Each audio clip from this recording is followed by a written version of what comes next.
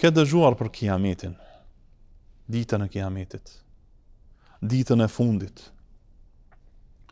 ditën kur do të mbaroj çdo gjë. Po çfarë din për të? Çfarë din për atë ditë? Vetëm pralla dhe gjërat që ke dëgjuar? Apo çfarë ke mësuar nga libri i Allahut dhe sunetit të dërguarit sallallahu alaihi wasallam?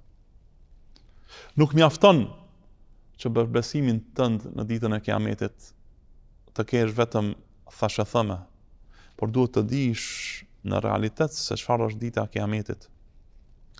Dhe duhet të përgatitesh për atë ditë. Një njeri ka ardhur te Muhamedi alayhi salatu wasalam, ka thënë, kur do të jetë kiameti?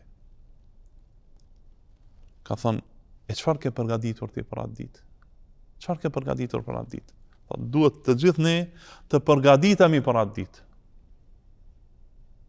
Ai njeri ka thënë, nuk kam shumë punë, thotë. Unë kam punë, thotë, adhuroj, agjeroj, por e dua Allahun dhe e dua të dërguarin e tij.